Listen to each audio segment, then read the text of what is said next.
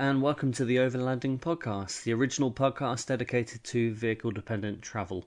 I'm your host, Andy Smith, and throughout the series I'll be chatting with adventurous people who have chosen to travel the world by bicycle, motorcycle, car and truck. The aim of the podcast is to discover what motivates people to embark on life-changing journeys, and to hear some incredible stories along the way. In 2016, Laura Bingham set off on an extraordinary adventure to cross an entire continent by bicycle without any money. Little did she know before she set off into this moral minefield how challenging it was going to be. In this podcast, we discuss the trials and tribulations and the moral implications of foraging for food, asking for food, and approaching complete strangers for help. Hi, Laura. How are you? I'm good, Andy. How are you? I'm very well, thanks. Thanks for joining me around the virtual campfire. I don't know, where should we start? I guess we start right at the very beginning. You're relatively young. I think you're possibly the youngest person I've interviewed on our podcast. How old are you, if you don't mind me asking? I'm 23. I'll have my 24th birthday in about a month's time. But no, it's true. I did the adventure travel show yesterday. Yeah. And all of the adventurers around me and everything are about 30. They're around 30, and I'm like, okay, little baby over here. But I've got three sisters, and the three of them are much older than myself. They're 36, 35, and 32. So mentally, I feel like I'm at that level. It's just unfortunately the number on the birth certificate says something else. Yeah. We'll get on to talking about your recent cycling expedition shortly, but prior to that, you were quite well travelled, right? Yeah, well, I left home at 18 and I moved to Greece and started working in a bar for a couple of months, and then went to Belgium, South Africa, Indonesia, and then went to America, lived in Mexico for a while, teaching English and doing jaguar conservation, and then sailed back to England. And then I sort of hit my 21st birthday as soon as I got back. And thought, what am I going to do? How am I going to make this into a career? Because that was clearly the thing that I loved most in the world, was traveling. And then it became sort of a real active choice to do adventures. So I've been doing it pretty much since I was 18. Yeah. Part of that as well was also sailing back, I guess. That was part of the adventure as well, right? You couldn't just jump on an aeroplane and fly back like everyone else does. Well, I've run out of money. I hit Mexico and kind of run out of money, so I couldn't fly back to England. And because of the exchange rate, I couldn't. What I'd spent the time I'd spent in Mexico saving it up was about £400. Yeah. And I was trying to save everything I could so I could buy a flight home. And it was just, the flights were too expensive, so I had to look at alternative ways of getting home because my visa was due to run out. And I just sailed home and found a private boat and jumped ship and got on board and sailed back to England. So I think it's always when you're faced with a problem that you always find a really creative way of solving it. And I'm thankful that I didn't have as much money, and I ran out of money, and I had to find an alternative way, because it was a real pinnacle point in all of my travels that just made me realise how much adrenaline or what a real adventure was, and the difference between just travelling and getting on a bus and going to a hostel and a sort of a truer adventure. Yeah. You mentioned quite a few things on there. There were 3 things on there, actually. I picked up on that. I'd kind of earmarked as some things to talk about, and I'm just trying to decide which one we should talk about first. I think that very early on, just in that conversation, you mentioned that you made a conscious decision to try and kind of make travelling a career. How did you go about that? Did that come through you seeing other people doing it, or was it did you come to a conscious decision that I actually really enjoy this is something I want to do, or had you been inspired by kind of external forces? It was the fact that I'd spent the previous 4 years changing countries, changing profession, from bar work to au pairing to teaching to working in polo and jumping to landscaping. And I changed jobs every sort of 4 to 6 months. And after about 4 months, I'd know whether I liked that job and whether I'd be happy to do it for the rest of my life or for a long period of time. And after 4 months, I had this horrible feeling inside that it was, no, that job wouldn't suit me. I'm not made for that job. And then at 21, I thought, okay, it's career time. I can't just keep flaking about the earth. And then I looked at all of the things that I'd done, all of the things that I had enjoyed doing, and the only constant through the past 4 years had been the traveling. And so it was, let's see how we can make this work. I'm sure there are loads of other people doing adventures for a living. And then this whole world was open up to me with all of these incredible other explorers and adventurers that were doing all these amazing feats. And I thought, that's what I want to do. That's what I'm made to do. And it was plan A. There's no plan B. There's no plan C, because I know I wouldn't be happy doing anything other than what I'm doing. I find, and it may be just because I'm more aware of it now, just from my own personal trip that I took, that there seems to be an increasing number of people who are seemingly going down this route. Or it may be just that I'm more aware of them now. But certainly over the last kind of 4 or 5 years, there seems to be a rise in popularity with, Yes Tribe and all these guys kind of doing these kind of personal challenges. And it's something that over the kind of previous 3 or 4 podcasts and certainly over the last 5 or 6 months, I've been trying to kind of get my head around, because one of the reasons we set up the podcast was to learn about people's motivations why they kind of undertake overland trips. And I kind of came to the podcast through 4x4 travel, which is very much on the kind of edges of this style of adventure travel. A lot of the people who are involved in this more seemingly tighter community, which is all about, well, as far as I can see, it's all about personal goals and personal challenges, and that's kind of aspect of adventure travel, whereas I had kind of approached it from the aspect that I wanted to learn more about the world. The car was a perfect way for me to travel and to get to wilderness places, basically. And I find it very interesting, the difference in people's motivations when they undertake these trips. And typically the people who are cycling generally have a slightly different agenda to people who are in a 4x4, and the people on a motorbike are kind of somewhere in the middle as far as their agendas go. When you entered into that realm, because obviously we'll talk about Ed in a minute as well. So actually, we'll talk about him now. When did you meet Ed?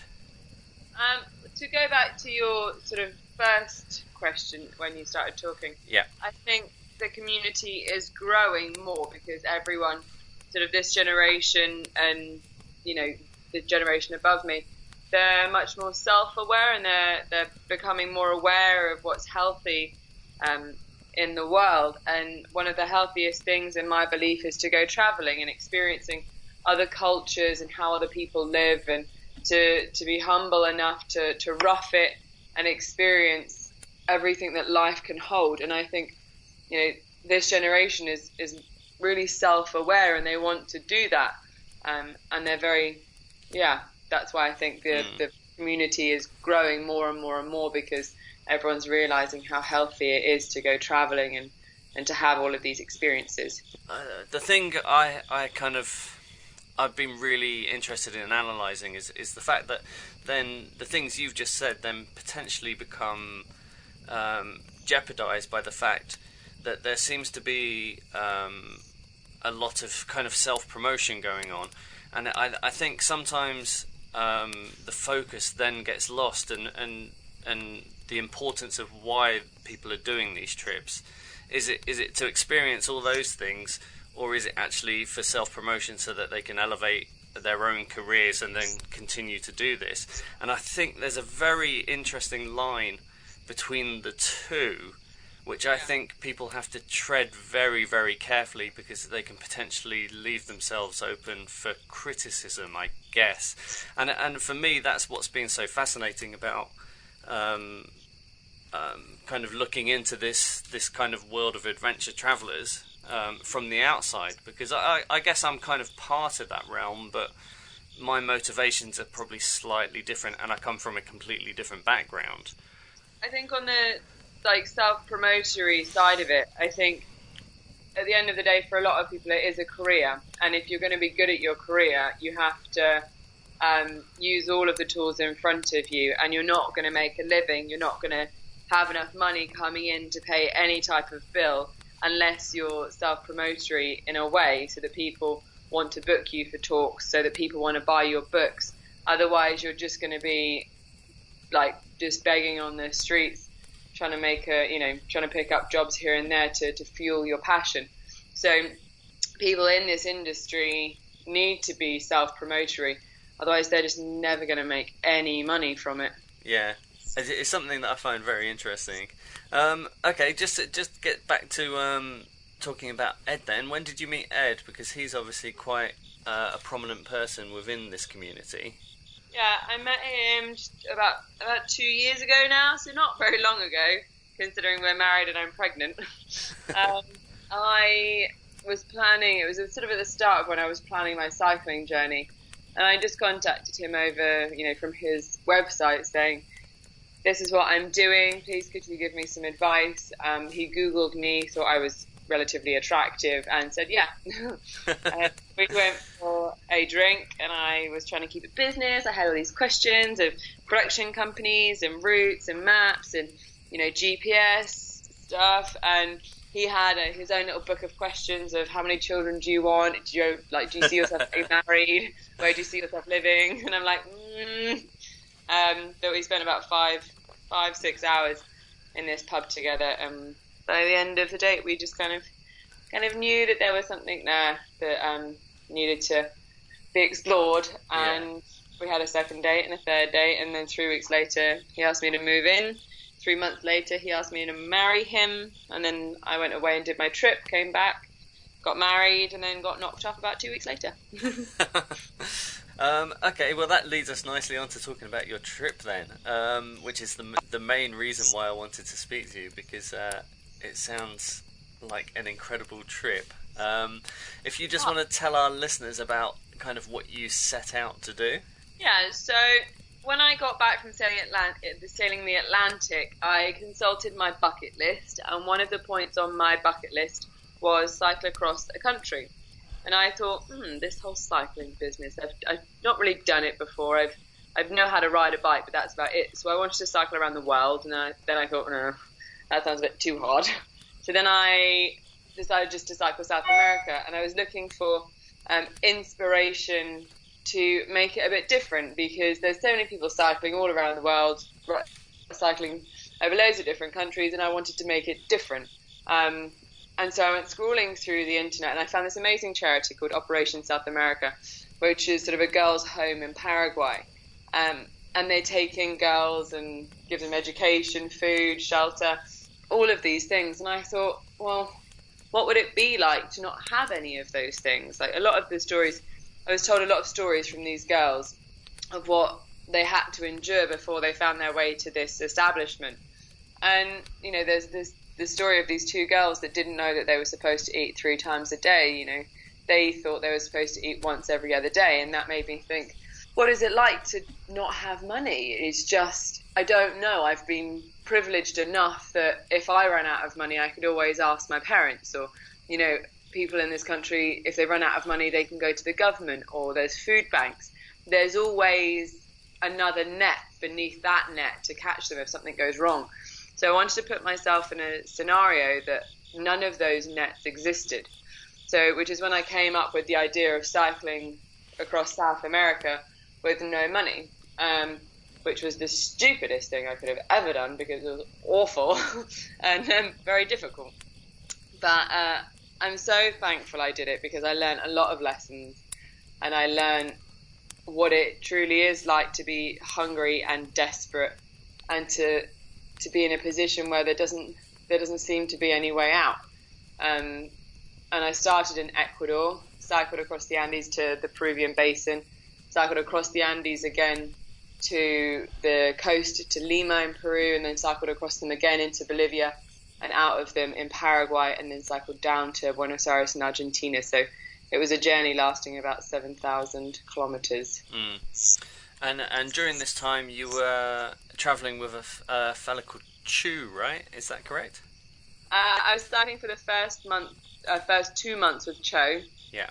And then he went home because he got sort of hit by a minivan, just the wing mirror. Oh, no. He's perfectly okay, but he also had he left a 3-week-old baby and cycled with me, and he cycled with me for 2 months, and it just wasn't, the relationship wasn't going as well as I'd hoped, and he clearly wanted to get back to this baby, and then the accident, so it just seemed to be the right time to part ways.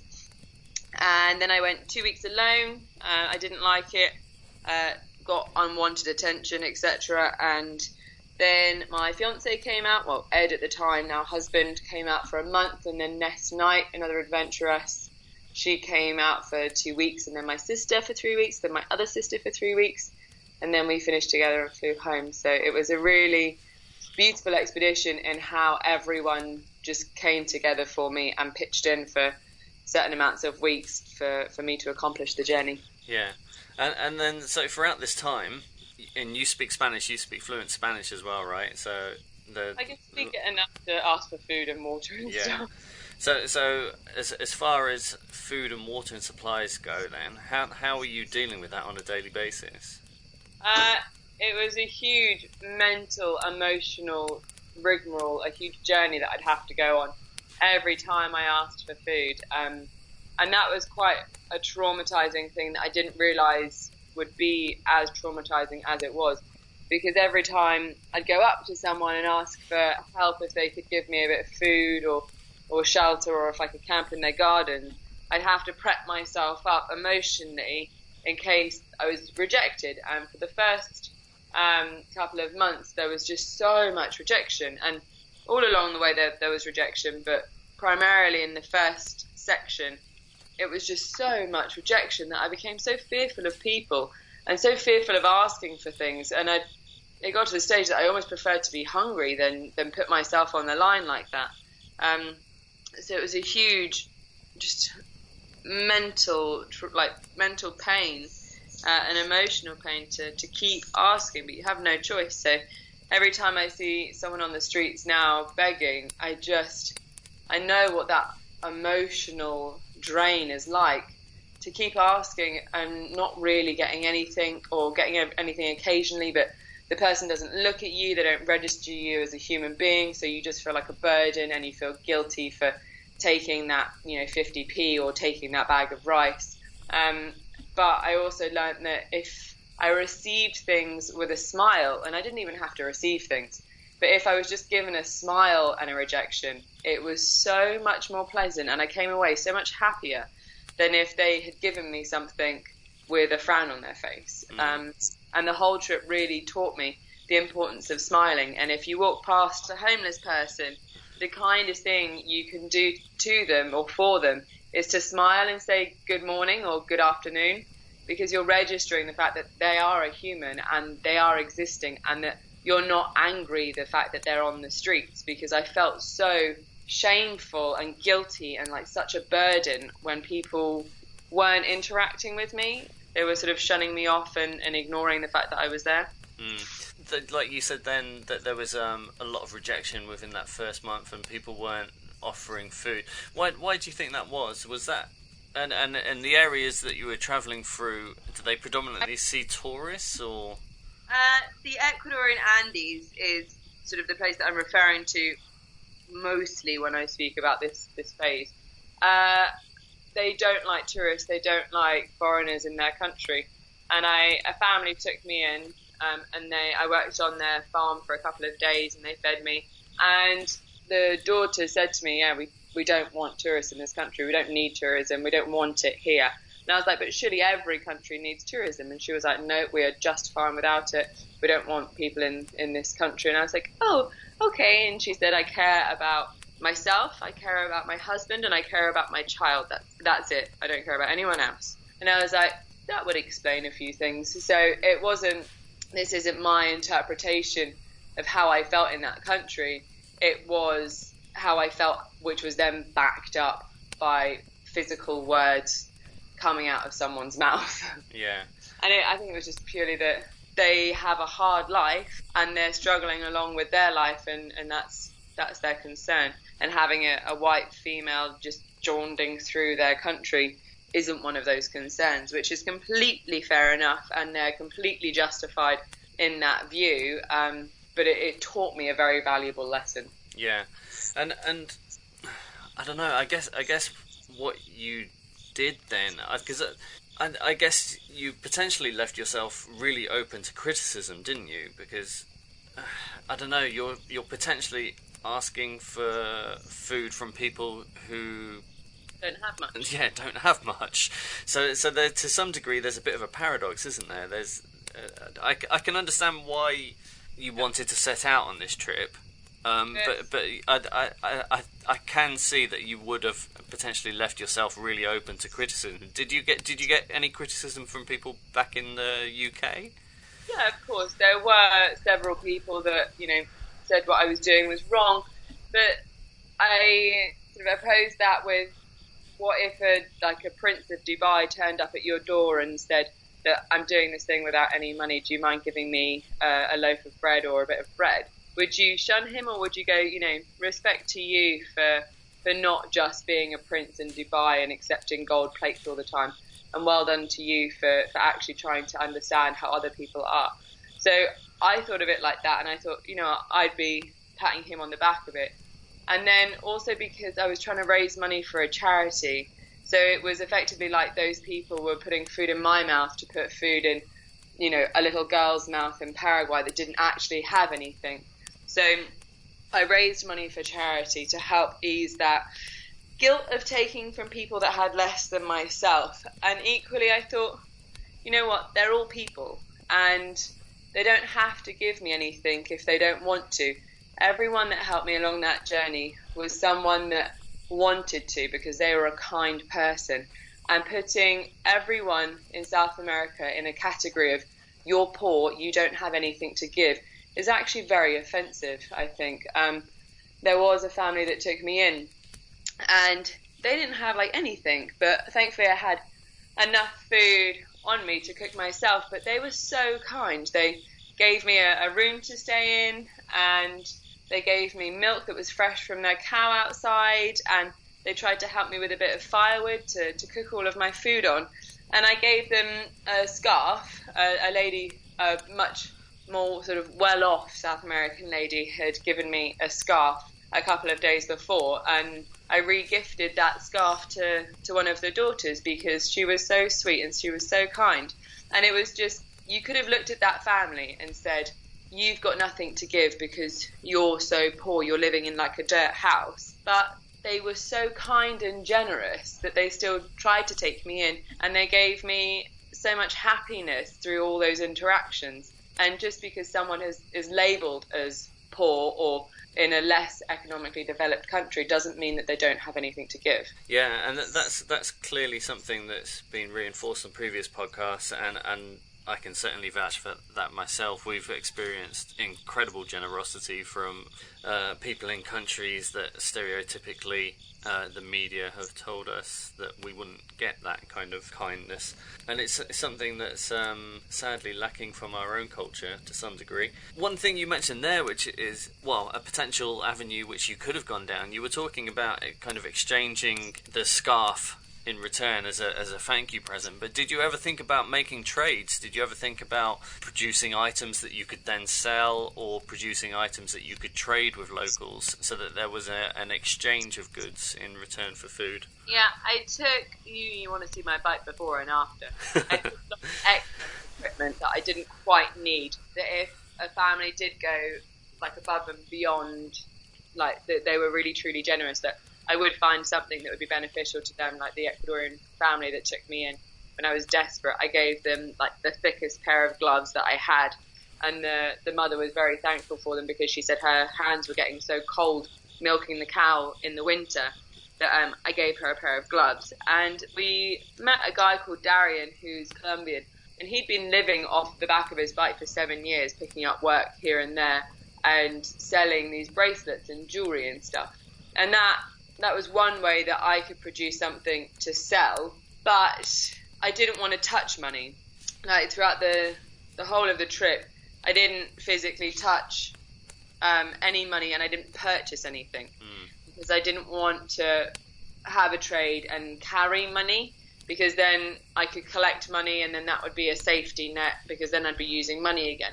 I wanted a journey that was purely without money. I suppose I could be making bracelets to trade that for food, but I don't know why I didn't. I guess just because I wanted to see if people were willing to help a stranger or not. Yeah. How did you deal with border crossings then? I've never travelled South America, so I don't know if the borders are ones where you have to pay for visas or there are any fees.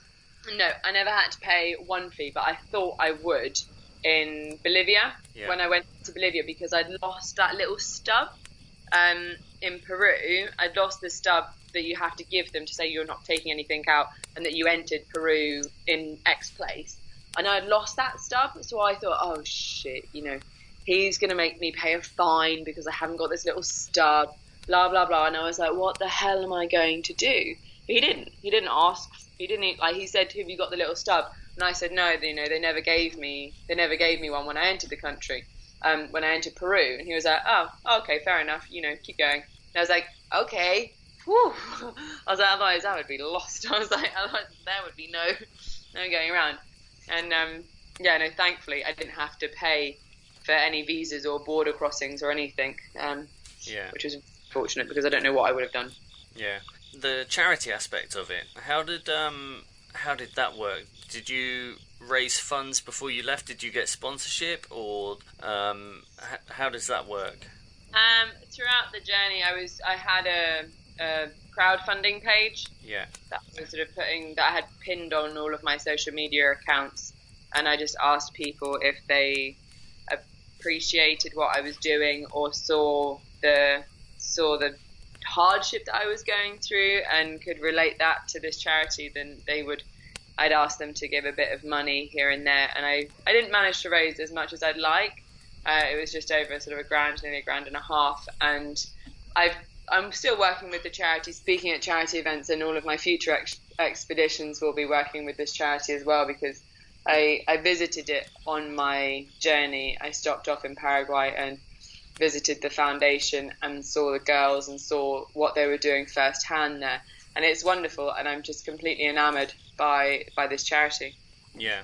But again, it goes back to people's motivations of why they want to do trips, and I've speak to all manner of people, from quite wealthy, retired, elderly people who have got like these huge, great big 4x4 trucks, right through to people like yourselves who are travelling with no money.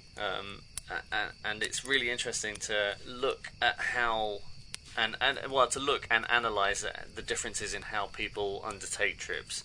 And that's something that for me is really quite fascinating. And one thing that came up on the last podcast I recorded was the importance of documenting your trip. I spotted on your website that you had been filming with the idea of producing a film at some point. Is that something that happened? I'm still trying to find the production crew that's going to work with me. I had a production crew, but they decided that they didn't want to go into adventure anymore, and that they were more interested in filming prancing dogs, which is unfortunate. But thankfully, Ed has just started up his own production company, and the show that he's filming currently is half through his company, half through Betty, and he's just got an investor on board that will help expand the production company. So either I'd go through his, or I'm waiting for a call from someone else within a production company that's an amazing one, and I really hope that they do call. But this world is full of promised phone calls that sometimes never come, and interesting opportunities that never come to fruition. So it's hard to say, but no, I've got 7 terabytes of footage sat waiting for someone to sit through them and edit it. Yeah, that's a lot, actually. So how long was the complete duration of that trip then? I was filming for 6 months. I was cycling for 164 days, which was just over 5 months. But there's sort of 2 weeks in the middle when I was staying with a friend of a friend, and like 2 weeks at the start, and then a few, like 3 or 4 days at the end. So I didn't really count those days because I wasn't cycling. So it was 5 months all in all, cycling. Yeah, that's a lot of footage.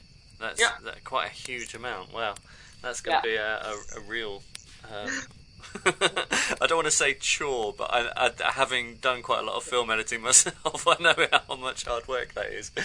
I reckon that I cycled South America twice because I had to like put the camera down, cycle, then cycle back, back again. So it was a huge chore, like filming it. And so if it doesn't come to anything, if a documentary's not made, I'm gonna be annoyed. Do you think that commitment, and again, this is something that we've discussed on the podcast previously, I think the value and importance of documenting your trip is massive, but at the same time you have to find a balance where it doesn't become a chore and it doesn't detract from the experiences you're having. And like writing a journal is very simple. You can do that and relax at the end of the day or at the beginning of the day, but photographing your trip is obviously something that's very easy to do as well, but actually filming is a massive commitment and can actually really detract from the experiences you have, for the exact reasons you just mentioned. And I had to carry quite a lot of equipment, and there was also this huge mental guilt of knowing that I was carrying these cameras that cameras aren't cheap. So knowing that I was carrying these cameras and all of this sort of electrical equipment, and then going asking someone for a bag of rice, it was like, how, what sort of person am I? But it was the nature of the beast, and I wanted to document it, and I wanted to document all of those hard moments, and I wanted to document all of the amazing moments, and I wanted to document, how kind people can be and how lovely the world that we live in is. So it was just unfortunately the nature of the beast, but that was another emotional roller coaster that was added to the trip. The fact that I was carrying cameras and asking people for food. But before this trip, the way I would document my past trips would be that I'd have a notebook, and if something really memorable happened or something really interesting would happen, then I'd write it down, or I'd write it on my phone so I wouldn't forget, and then I'd write it in my book at the end of the day. And it's all the little tiny bits. Sort of when I was sailing the Atlantic, I would have forgotten this if I hadn't written it down, but I was when I was sailing, I was steering, and Jazz, one of the people that I was sailing with, he came outside and gave me lunch, which was sort of rice and lentils. And he said, do you want any salt, pepper? Do you want any condiments with it? And I was like, maybe a bit of salt would be nice. And as soon as I said that, this huge wave came up and just drenched me and my... And he would just looked at me and went, well, you got your salt then. And I was like, yes, thank you very much. And so at that moment, I then got out my notepad and quickly wrote down that memory, but I wouldn't keep a day-to-day account of I went here, I did that. It was just all the really funny little moments that one would forget. So this trip, I actually kept a diary at the end of every day to summarise the day, and I filmed the whole thing and obviously took photos. But I think that noting down really funny, interesting moments is a great way of keeping an interesting journal without having to spend every day writing. Yeah. And just to step back to something you said right at the very beginning of that, and discussing that kind of paradox really of having all this expensive camera equipment and then asking for food, that was actually one of the main reasons why I wanted to speak to you, because when I was looking through your website, it just seemed, what you had done just seemed like a massive kind of moral minefield that you were trying to navigate, and I found that just fascinating that someone would put themselves in that position, because essentially cycling across the country is difficult anyway, and you do go on a kind of internal trip and discovery. Basically, that's why people do these trips, is to learn about themselves, essentially, isn't it? And I found it difficult, and I was a little bit apprehensive of speaking to you because I didn't want you to think that I would be poking flaws in what you did, but I really wanted to discuss some of those issues. And I'm glad you have, because there are so many moral grey areas within the trip that I did, because, you know, at the end of the day, I was taking from people that didn't have much, but from the reasons that I said before, those were the ways that I tried to justify it.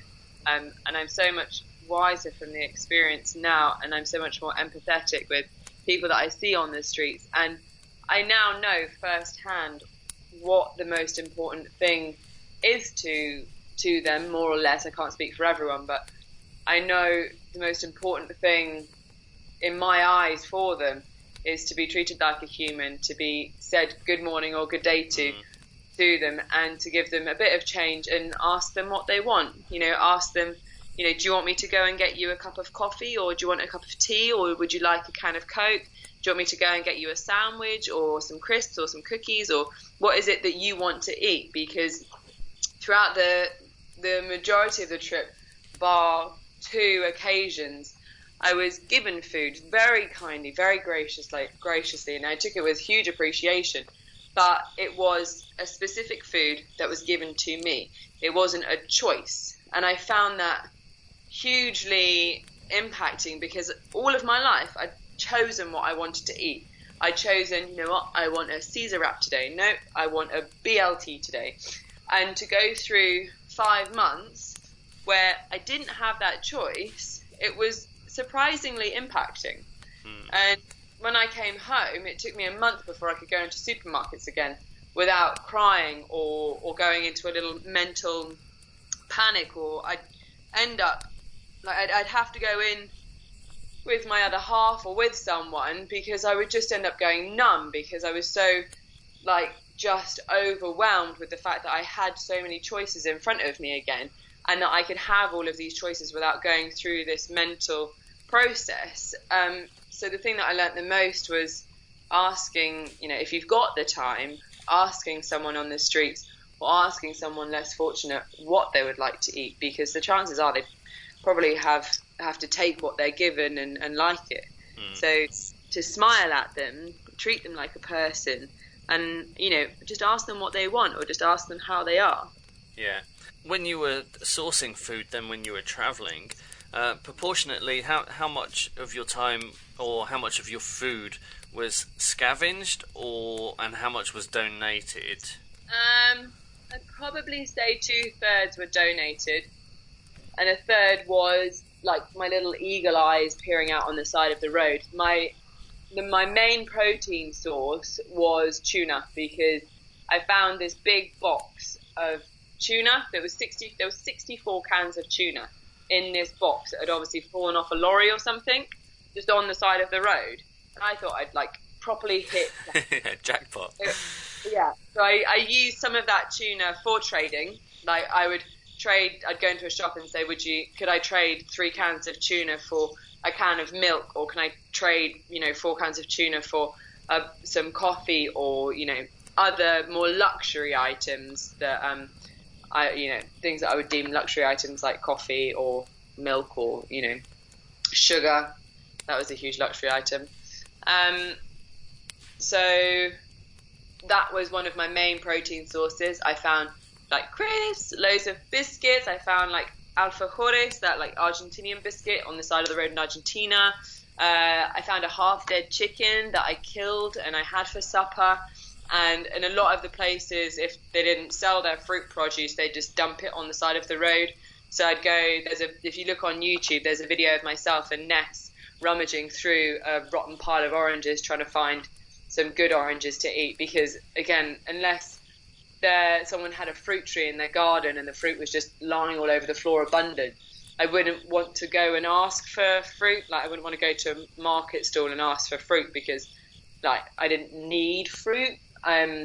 The items that I would sort of feel justified slightly in asking for were old bread, rice and spaghetti. So I viewed those as sort of staple items that weren't that expensive, that people could possibly give me a little bit of. And if 3 people could give me a little bit of rice, it wouldn't take too much from their mouth. But at the end of the day, I would have enough rice to give me the energy for the next day. So there was a lot of foraging involved, and but I never stole anything. And everything that was given was given in kindness. Yeah. Even fruit from people's trees. I'd ask the persons from, actually that's a lie, there was an orange tree that didn't look like it was in anyone's garden, and I did. There was some oranges on the floor, and I took the oranges. And then prior to leaving, then did you go basically research what was poisonous, what wasn't poisonous, and did you eat from the land? Because I saw somewhere on your website there was and I think it was written prior to leaving, you were going to eat insects, snakes, wild honey. Did you actually manage to do any of that stuff? Did you go fishing? Did you hunt for food? No, I didn't hunt for food other than that half-dead chicken, because again, I didn't know. I was cycling on a lot of roads, so I presumed that all of the animals around me that I could see probably belonged to someone, and I'd be taking from their mouth quite forcefully if I were to hunt anything. I did try fishing, actually. There was a lady that took me in, took me, Ed, and Cho in, because Ed came to visit me for 2 weeks whilst Cho was there. And she took us in, and we said, she had a river behind her house, and I said, are there fish in there? And she said, yeah, there are, but I don't think there's any really at the moment. And we managed to catch 3 little tiny fish, but again with sort of her permission to use her part of the lake, or like her part of the stream, if you will. But unfortunately, because I was near roads, it was always quite, I'd always want to seek someone's permission before I took anything, because I wouldn't know if what I was eating was actually theirs and coming from their mouth, that I was taking. So other than the maggots that were in the guavas and in the potatoes that I was given, I didn't get anything. But that was gross. Or the ants. I ate a few ants that were on food on the side of the road. Yeah. So, what's your future plans? Do you now you've kind of done this trip, and did you feel that the trip was a success, and what did you kind of learn from it? I feel like the trip was a success because, like I said before, I learned what a homeless person kind of wants, or the interaction that they need from the people around them. Because it was awful when people wouldn't register the fact that I was a human, and even if they'd give me food, but if they gave me food, it was amazing. But the people that didn't give it with a smile, I still felt really guilty. So the thing I learned was, if you're going to give to a homeless person, like, smile and look them in the eye, rather than just throwing money into a hat and keep going because you feel embarrassed, because that's just going to make them feel like a burden, and they'll take the money and they'll use the money, but they'll feel like a burden and very guilty in the process. So it just educated me on how to interact with those less fortunate, that makes them feel a bit better about themselves. And it just taught me the value of food and options, and having the ability to just buy food. Such a right, almost a right in our country it's taken for granted. Yeah. And it just made me more enamored with this girls' charity in Paraguay. Yeah. And if you were to do it again, would you do it the same? And what kind of lessons did you learn? I would never do it again. That is one lesson I learned, that all of everything I'm ever going to do in the future is going to be with some money. If a little bit of money, it's going to be with something, because that emotional journey that I had to go on every time I had to ask for food was just too tiring. It was just too traumatizing. So I learned that I will never be doing a trip without money again. And I wouldn't do any of it any differently, because I learned so many lessons from it that they're all invaluable to me. Yeah. How did you find the cycling? You said that's the first time you'd done a big cycling trip as well. And is that something that you would go back to? Yeah, like cycling, I think with money, I've not tried it with money yet, would be quite fun. I think it's a wonderful way to see everything up close. Much harder than getting on a bus, so much harder. But, you have really special moments when you're going really fast on a flat, or you're going really fast downhill, because you spent forever going up the hill. And there were several times that I just breathed and a little tear came out of my eye because there was a beautiful view in front of me and I was just gliding downhill. There were several touching moments like that because of the fact that I was cycling on a bike. I definitely think, taking a bike trip is a wonderful thing to do, because even if you're doing it with money, it's still a humbling experience. Yeah, and I presume you took a tent as well, and how, roughly proportionately, I guess. Did you sleep in the tent more often than finding somewhere to stay, or? Oh yeah, someone paid for a hotel for me twice and a cabana for me once. And most of the time, I think people are more cautious, that people don't particularly like you sleeping in their house because you could steal things, they're opening up their world to you just a little bit too much. So people were lovely in letting us camp in their gardens. So I camped in a lot of people's gardens for the majority of the time because, my tent, blow up mattressy type thing and sleeping bag was what I was really, really used to. And it felt less cheeky than actually asking someone if I could sleep in their house because, very few people have a spare bed. Yeah.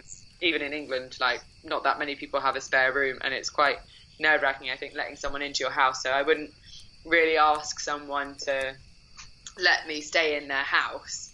If they turned around and offered, obviously I'd happily accept, but I'd never really ask for that because I had a perfectly good tent and mattress that I was carrying, and it didn't put them in an awkward scenario where they'd have to go, oh, actually, no, you can't.